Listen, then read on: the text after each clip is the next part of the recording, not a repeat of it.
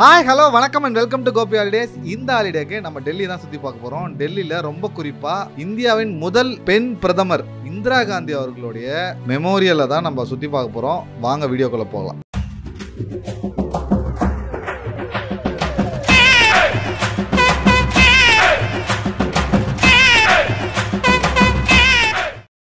எப்பவுமே நம்ம ஒரு இடத்துக்கு போகிறோன்னா அந்த இடத்த பற்றின டீட்டெயில், அதை வரலாறு, இது எல்லாம் நம்மளுக்கு தெரிஞ்சிச்சுன்னா அந்த இடத்த பற்றி நம்மளுக்கு நம்ம நார்மலாக பார்க்குறத விட இன்னும் சிறப்பாக நம்ம அதை பார்த்துட்டு வரலாம். அந்த இடத்த பார்க்கும்போது நம்ம ஆச்சரியமாகவும் பிரம்மாண்டமாகவும் நம்மளுக்கு கண்ணுக்கு தெரியும். ஏன்னா எப்பவுமே எந்த இடமும் ஒரு கட்டடமாவோ ஒரு அருவியாவோ ஒரு மலையாவோ சாதாரணமாக நம்ம பார்த்துட்டு வந்துடுவோம், நமக்கு அதை பற்றி தெரியலனா. ஆனால் ஒரு சிற்பத்தை பார்க்கும்போது இந்த சிற்பம் எத்தனை வருஷமானது, இந்த இடம் எவ்வளோ அரசியல் சிறப்பு வாய்ந்த ஒரு இடம், இந்த மேடை எவ்வளோ முக்கியத்துவம் வாய்ந்தது, அந்த மாதிரி நம்ம முடிஞ்ச வரைக்கும் ஒரு இடத்துக்கு போகிறோன்னா அந்த இடத்த பற்றி எக்ஸ்ப்ளோர் பண்ணி கொஞ்சமாவது தெரிஞ்சுக்கிட்டு போகும்போது அந்த இடத்தோட பிரம்மாண்டமும் பிரமிப்பும் நம்ம கண்ணு முன்னாடி இருக்கும். அதுவும் நம்ம பார்க்கும் போதே இருக்கும். அதுக்காக தான் இந்த வீடியோவில் இந்திரா காந்தி மெமோரியலை நம்ம பார்க்க போகிறோம். இந்திரா காந்தி மெமோரியல் நம்ம பார்க்கணுன்னா இந்திரா காந்தியை பற்றி நம்ம கொஞ்சமாவது தெரிஞ்சுக்கிட்டு போகணும். நம்மள நிறைய பேருக்கு இந்திரா காந்தியை பற்றி தெரிஞ்சாலும் எவ்வளோ அதிகமாக நம்மளுக்கு தெரியும் அப்படின்றது தெரியாது. ஸோ அதனால் கொஞ்சம் ஹைலைட்டான பாயிண்ட்ஸ் அவங்கள பற்றி தெரிஞ்சுக்கிட்டு இந்திரா காந்தி நினைவகத்தை பற்றி நம்ம பார்க்கலாம். ஸோ அதுக்காக தான் இந்த வீடியோ பண்ணுறோம். ஸோ இந்திரா காந்தி யாருன்னு உங்களுக்கு எல்லாருக்குமே தெரியும். இந்தியாவோட முதல் பிரதமரான பண்டிட் ஜவஹர்லால் நேருவோட பொண்ணு தான் இந்திரா காந்தி. இந்திரா காந்தி 1917 நவம்பர் 19 பிறகுறாங்க அலகாபாத்தில். இந்தியாவோட மிக முக்கியமான ஒரு அரசியல் குடும்ப வாரிசுனா அது இந்திரா காந்தி அவர்கள் தான். இந்தியாவோட முதல் பெண் பிரதமர்னா அது இந்திரா காந்தி அவர்கள் தான். இன்னைக்கு வரைக்குமே பெண் பிரதமராக அவங்க தான் இருந்திருக்காங்க. ஸோ இவங்க தன்னோட படித்த ஃபெரோஸ் காந்தி அப்படின்ற ஒருத்தரை 1942 ஆண்டுல கல்யாணம் பண்ணிக்கிறாங்க. அதுலேருந்து தான் இந்திரா பிரியதர்ஷினின்ற பேரு இந்திரா காந்தி அப்படின்னு மாறுது. இவங்களுக்கு 2 குழந்தைங்க. எல்லாருக்குமே தெரிஞ்ச மாதிரி நம்முடைய முன்னாள் பிரதமர் ராஜீவ் காந்தி முதல்ல பிறகுறாரு 1944. அதுக்கப்புறம் சஞ்சய் காந்தி 1946 பிறகுறாரு. நேரு அவர்கள் கண்டினியூஸா 3 முறை பிரதமராக இந்தியாவுக்கு இருந்தது. 1964 வருஷத்துல மே மாசம் 24ஆம் தேதி இறந்துடுறாரு. அதுக்கப்புறமா யார் அடுத்து பிரதமர் நாற்காலிக்கு வரணும் அப்படின்னு ஒரு சர்ச்சை இருக்கு. லால் பகதூர் சாஸ்திரியா இல்ல மொரார்ஜி தேசாயா அப்படின்னு இருக்கும்போது லால் பகதூர் சாஸ்திரி தான் வரணும்னு காமராஜர் அவர்கள் முடிவு பண்றாங்க. காமராஜர்கள் போல மூத்த தலைவர்கள் எல்லாம் முடிவு பண்ணி லால் பகதூர் சாஸ்திரியை முன்மொழிஞ்சு அவர் தான் பிரதமர் ஆகிறார். லால் பகதூர் சாஸ்திரியோட பிரதமர் அமைச்சரவையில இந்திரா காந்திக்கும் ஏதாவது ஒரு பங்கு தரணும் அப்படின்னு சொல்லி தகவல் மற்றும் ஒலிபரப்புத்துறை அமைச்சரா முதல்ல ஒரு அமைச்சர் பதவி ஏத்துக்கிறாங்க இந்திரா காந்தி. அப்படிதான் லால் பகதூர் சாஸ்திரியோட அமைச்சரவைக்குள்ள இந்திரா காந்தி அவர்கள் போறாங்க. அதுக்கப்புறம் பாத்தீங்கன்னா 1966 லால் பகதூர் சாஸ்திரி இறந்து போறாரு. அதுக்கப்புறம் யார் அந்த இடத்துக்கு வரணும், மொரார்ஜி தேசாயா இல்ல இந்திரா காந்தியா அப்படின்னு வரும்போது காமராஜர் அவர்கள் இந்திரா காந்தியை தான் முன்மொழிகிறாங்க. இந்திரா காந்தி வந்தாதான் கரெக்டா இருக்கும் அப்படின்னு நினைக்கிறாங்க. அப்போ அவங்களுக்கு 48 வயசு. அவங்க அது இளம் வயசா கன்சிடர் பண்ணாங்க. அவங்களால எப்படி ஆட்சி அதிகாரத்தை பார்த்துக்க முடியும் அப்படின்னு பெரிய எதிர்ப்புகள் இருந்தாலும் இந்திரா காந்தி தான் பிரதமராக வரணும்னு முன்மொழிஞ்சு அவங்க 1966 பிரதமர் ஆயிடுறாங்க. அதுக்கப்புறம் பார்த்தீங்கன்னா 2 விதமா பிரச்சனைகள் வருது இந்திரா காந்தி. என்னன்னா, இந்திரா காந்தி அவர்கள் முதல்ல வறுமையை ஒழிக்கிறதுக்காக பல திட்டங்கள் வச்சிருக்கேன் அப்படின்னு சொல்லி தான் ஜெயிச்சு ஆட்சிக்கு வராங்க.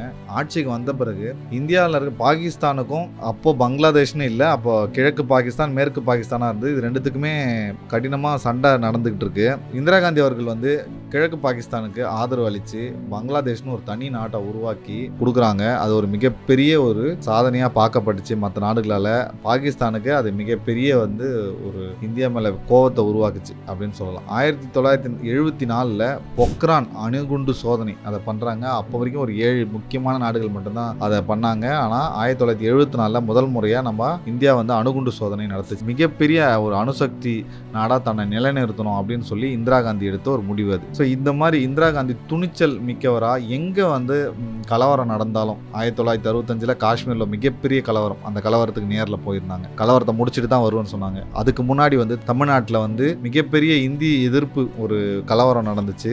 அப்போ அவங்க பிரதமராக இல்லாத போது கூட அந்த கலவரத்தை தீக்கணும், மக்கள்கிட்ட பேசணும்னு அவங்க வந்திருந்தாங்க. ஸோ அந்த மாதிரி எந்த இடத்துல கலவரம் நடந்தாலும் பிரச்சனை நடந்தாலும் அந்த இடத்த விட்டு ஓடி போயிடாம அந்த இடத்துல நேரில் நின்று அவங்க மிகப்பெரிய ஒரு கம்பீரமான ஒரு தலைவர், ஒரு மிகப்பெரிய தைரியசாலி, ஒரு இரும்பு பெண்மணி அப்படின்னு இந்திய மக்கள் மனசுல பதியும்படி நிறைய இடத்துல நடந்துட்டாங்க. அதனால அவங்க பேர்ல மேலே மிகப்பெரிய ஒரு மரியாதையும் அவங்கள வந்து நிறைய மக்களுக்கு பிடிச்சும் இருந்தது. ஆனால் இதுக்கு இடையில 1975ஆம் ஆண்டு ஜூன் 12ஆம் தேதி என்ன நடக்குதுன்னா, அலகாபாத் ஹைகோர்ட்டில் தேர்தல் விதிமீறல்கள் காரணமாக இந்திரா காந்தியோட எம்பி பதவி பறிக்கிறாங்க. இந்திரா காந்தி நின்ன எம்பி பதவி செல்லாது ஒரு 6 ஆண்டுகள் அவங்க வந்து அரசியல்லே இருக்க முடியாதுன்ற சூழ்நிலை, அவங்களோட பிரதமர் பதவியும் அதனால் போகும் அப்படின்ற மாதிரி ஒரு அறிவிப்பு வந்து ஹைகோர்ட் கொடுத்துருது. இதை வந்து இந்திரா காந்தியாலேயோ இல்லை காங்கிரஸாலேயோ ஏற்றுக்கவே முடியல. என்னடா இது இப்படி ஆயிடுச்சு அப்படின்னு சொல்லி ஒரு 10 நாளுக்கு அப்புறம் இந்திரா காந்தி ஒரு முடிவுக்கு வராங்க. என்ன பண்ணலாம்னு நினைக்கிறாங்கன்னா, எமர்ஜென்சியை வந்து அமல்படுத்துகிறாங்க. எமர்ஜென்சின்னு சொல்லிட்டா பத்திரிகைகள் வந்து அரசாங்கத்தை கேள்வி கேட்க முடியாது, இந்திரா காந்தியோட பதவியை பறிக்க முடியாது, எதிர்கட்சிகளில் இருக்க தலைவர்கள் எல்லாம் அரெஸ்ட் பண்ணுறாங்க. அப்போது இந்திரா காந்தி வந்து எதிர்த்து யார் பேசினாலும் அவங்கள அரெஸ்ட் பண்ணலாம் அப்படின்னு சொல்லி ஒரு சட்டத்தை இவங்களே அறிவிக்கிறாங்க. அப்போ என்ன சொல்கிறாங்கன்னா, கோர்ட்டுக்கு எந்த அதிகாரமும் இல்லை அப்படின்ற அளவுக்கு ஒரு கடுமையாக, கிட்டத்தட்ட ஒரு ஹிட்லர் முசோலினி மாதிரி ஒரு கடுமையானவர்களாக மாறுறாங்க. அப்போ தான் வந்து தமிழ்நாட்டில் இருந்த கலைஞரோட ஆட்சி கலைக்கப்படுது, குஜராத்தில் இருக்க ஆட்சி கலைக்கப்படுது. ஏன்னா இதெல்லாம் இந்திரா காந்தி பண்ணுறது தப்பு அப்படின்னு சொல்லி பேசினதுனால. ஸோ மிக கடுமையாக வந்து வாட்டி வதைச்சாங்க. மிசா சட்டத்தில் வந்து ஸ்டாலின்லாம் கைது பண்ணாங்க. ஸோ அப்பேற்பட்ட ஒரு ஆட்சி நடந்தது. அப்போ கொஞ்சம் கொஞ்சமாக வந்து இந்திரா காந்தி வந்து தன் மேலே கேஸ்லாம் இருக்கக்கூடாது, மக்கள்கிட்ட ஆதரவு பெருகணும் அப்படின்னு சொல்லி கொஞ்சம் நலத்திட்டங்கள்லாம் அறிவிக்கிறாங்க. ஒரு 2 வருஷம் கழிச்சு என்ன பண்ணுறாங்கன்னா, ஓகே இதுக்கப்புறம் இந்த எமர்ஜென்சியை தளர்த்திட்டு திருப்பி பொது தேர்தல் வச்சு பார்ப்போம், இந்த பொது தேர்தலில் ஜெயிக்கலாம் அப்படின்னு சொல்லி அவங்க நினைக்கிறாங்க. ஆனால் அவங்க நினைச்சது நடக்கல. இந்திரா காந்தியை எதிர்த்து எல்லாரும் ஒன்று கூட்டிட்டாங்க. அதாவது இந்திரா காந்தியோட எதிரிகளாக காமராஜர்லாம் கூட இந்திரா பண்ணதுக்கு எதிர்ப்பு வினையாற்றி எதிர்கட்சியில் தான் வந்து நின்னாங்க. அது மாதிரி மொரார்ஜி தேசாயாக இருக்கட்டும், வாஜ்பாய், அதானி அப்படின்னு எல்லாரும் சேர்ந்து ஒரு எதிர்கட்சியாக ஃபார்ம் ஆகி ஜனதா பார்ட்டியில் மொரார்ஜி தேசாயை நிற்க வைக்கிறாங்க. ஏன்னா மொரார்ஜி தேசாய் காங்கிரஸில் இருந்தவர். அவர் வந்து லால் பகதூர் சாஸ்திரி கூட போட்டி போட்டு அவர் பிரதமர் ஆகணும்னு நினைச்சாரு. அதுக்கப்புறம் வந்து இந்திரா காந்தி கூடயும் அவர் போட்டி போட்டு பிரதமர் ஆகணும்னு நினைச்சாரு, முடியல. இப்போ எதிர்கட்சிகள்லாம் சேர்ந்து மொரார்ஜி தேசாவை பிரதமர் ஆக்கியிருக்கு. இந்திரா காந்தி பண்ணதுனால இந்திரா காந்தியும் தோக்குறாங்க, சஞ்சய் காந்தியும் தோக்குறாங்க. இந்த மாதிரி ஒரு மிகப்பெரிய ஒரு அரசியல் சூழலில் மொரார்ஜி தேசாய் அதை கரெக்டாக பயன்படுத்திக்கல. ஏன்னா நிறைய எதிர்கட்சிகள் இருக்கிறதுனால அவரால் அவரோட செயலை சரியாக அமைச்சிக்க முடியல. இதனால இந்திரா காந்திக்கு நிறைய நெருக்கடிகள் கொடுக்குறாங்க. இந்திரா காந்தியே தோத்து போகிறாங்க. அந்த இடையில இந்திரா காந்தி தோத்துட்டு இன்னொரு முறை இடைத்தேர்தல் வந்து நம்ம கர்நாடகாவில் இருக்க சிக்மங்களூரில் நடக்குது. அந்த சிக்மங்களூரில் நடக்கிற இடைத்தேர்தலில் இந்திரா காந்திக்கு நிறைய சிக்கல்கள்லாம் மொரார்ஜி தேசாயால் கொடுக்கப்படுது. இந்திரா காந்தி கஷ்டத்தில் இருக்காங்க. மக்களுக்கு எப்பவுமே சிம்பத்தி ஓட்டு ஒர்க் ஆகும் இல்லையா, அந்த மாதிரி ஒரு சிம்பத்தி ஃபார்ம் ஆகி அவங்க வந்து சிக்மங்களூரில் வின் பண்ணிடுறாங்க எம்பியா. ஆனால் எம்பி ஆகி அவங்க வந்து பார்லிமெண்ட் போகும்போது கூட அங்கே மொரார்ஜி தேசாய் முட்டுக்கட்டை போட்டு அவங்கள வந்து எம்பியா இருக்க விடாமல் ஏதோ பண்ணுறாங்க. ஸோ அது வந்து இன்னும் கொஞ்சம் கொஞ்சமாக வந்து அவங்க மேலே, இந்திரா காந்தி மேலே எமர்ஜென்சியில் இருந்த கரையெல்லாம் நீக்கி மக்களுக்கு திருப்பி அவங்க மேலே அபிமானம் திரும்புறதுக்கு ஒரு உதவியாக இருந்துச்சு. ஸோ அதுக்கப்புறம் பார்த்தீங்கன்னா ஒரு 3 வருஷம் கழிச்சு மொரார்ஜி தேசாய் ஆட்சி வந்து கலைக்கப்படுது. ஏன்னா நிறைய கூட்டணி பிரச்சனைகள்ல 1980 திருப்பி வந்து ஒரு மிகப்பெரிய பொது தேர்தல் வருது. அந்த பொது தேர்தலில் இந்திரா காந்தி மீண்டும் ஆட்சிக்கு வராங்க. மிக பிரம்மாண்டமாக ஒரு வெற்றி. அப்போ என்ன நடக்குதுன்னா, அந்த வெற்றிக்கு அப்புறம் 1984 ஒரு பிரச்சனை வருது. இது வந்து காலிஸ்தான் அப்படின்னு நம்ம கேள்விப்பட்டிருப்போம். பஞ்சாபை வந்து தனியாக பிரித்து காலிஸ்தானாக மாற்றி ஒரு தனி நாடாக உருவாக்கணும்னு அங்கே ஒரு தீவிரவாத அமைப்பு வந்து போராடிக்கிட்டு இருக்காங்க. அந்த தீவிரவாத அமைப்பில் இருக்கவங்க எல்லாரும் என்ன பண்ணுறாங்கன்னா, ஒரு ஸ்டேஜுக்கு அப்புறம் ஒரு 500 பேர் 1000 பேர் வந்து அமிர்தசரஸில் இருக்க தங்க கோயிலுக்குள்ளே பூந்துடுறாங்க. கோயிலுக்குள்ளே போயிட்டா யாரும் நம்மளை தாக்க வரமாட்டாங்க அப்படின்னு சொல்லி அந்த கோயிலுக்குள்ளே போய் பூந்துடுறாங்க. இந்திரா காந்தி அவர்கள் இது வந்து தவறான செயல், இவங்க வந்து தீவிரவாதிகள், கோயிலுக்குள்ளே இருக்கக்கூடாது, இவங்களை அப்புறப்படுத்தணும்னு ராணுவ நடவடிக்கைகள் எடுக்கிறாங்க. அதாவது ராணுவத்தையே கோயிலுக்குள்ள அனுப்புறாங்க, போய் ஃபைட் பண்ணி அவங்களை காலி பண்ணுன்ட்டு. ராணுவ வீரர்கள் உள்ள போய் 500க்கும் மேற்பட்ட தீவிரவாதிகளையும் அந்த தீவிரவாத தலைவரையும் சுட்டு செதிலா அந்த கோயிலை பேத்து எடுத்துடுறாங்க. திருப்பி மறு சீரமைப்பு பண்ணா கூட சீக்கியர்களுக்கு தங்களுடைய புனித ஸ்தலமான அந்த கோல்டன் டெம்பிள் மேலே இந்திரா காந்தி நடத்தின இந்த இராணுவ நடவடிக்கை வந்து பிடிக்கல. அவங்க வந்து கடுமையாக எதிர்த்தாங்க.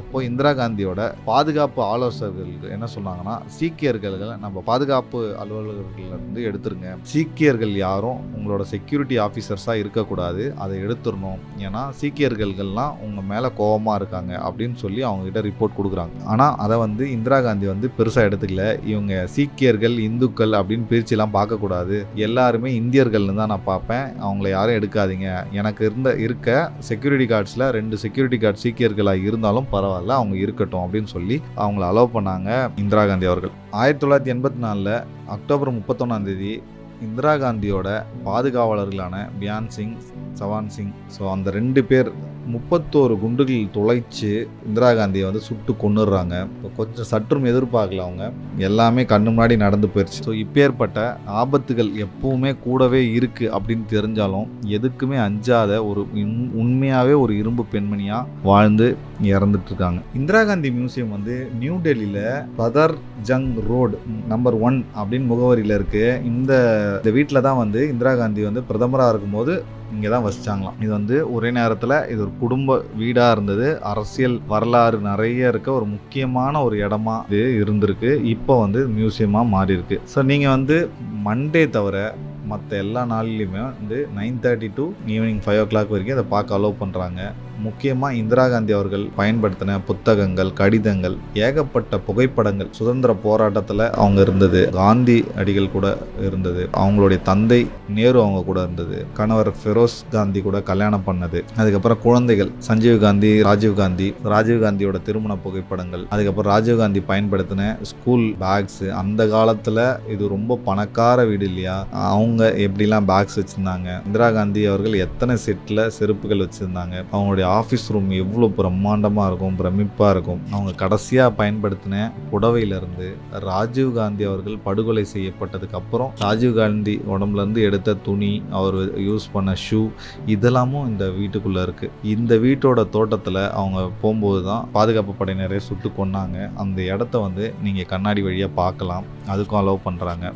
மிக அரிதான நிறைய புத்தகங்கள் அந்த காலத்துலேயே, ஏன்னா அவங்க சின்ன வயசில் எப்படி இருக்காங்க, வளர்ந்து பருவத்தில் எப்படி இருக்காங்க, வயதான பிறகு எப்படி இருக்காங்கன்னு கிட்டத்தட்ட அப்போ அவங்க நியூஸ் பேப்பரில் முக்கியமாக வந்த ஆர்டிகல்ஸ் அவங்கள பற்றி அப்படின்னு எல்லாமே வந்து இந்த அருங்காட்சியகத்தை சுற்றி வச்சுருக்காங்க. எல்லாமே வந்து நம்ம தெரிஞ்சிக்கக்கூடிய ரொம்ப சிறப்பான ஒரு இடமா தான் இருக்கும். ஸோ நீங்கள் போனீங்கன்னா நம்ம ஹிஸ்ட்ரியை வந்து தெரிஞ்சுக்கலாம், இந்தியன் பாலிடிக்ஸை பற்றி தெரிஞ்சுக்கலாம், என்னெல்லாம் இவங்க பண்ணியிருக்காங்க அப்படின்றத பற்றி தெரிஞ்சுக்கலாம். கண்டிப்பாக ஒரு டைம் இருந்தால் ஒரு 1 hour இதை வந்து தாராளமாக பார்க்கலாம் இவங்களோட வீட்டை. ஸோ வீட்டோட ஃபுல் பகுதியை நம்மளை பார்க்க அலோவ் பண்ண மாட்டாங்க.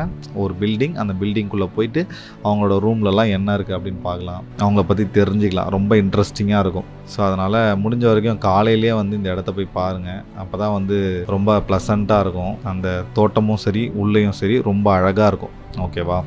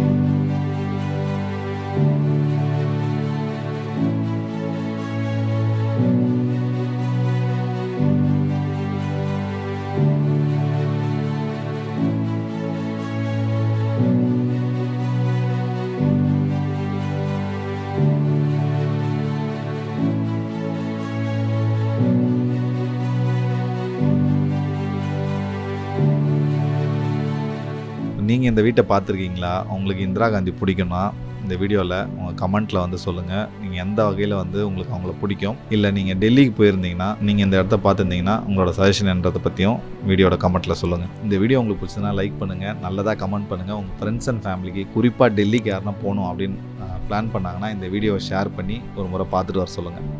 Thanks from Gopi holidays.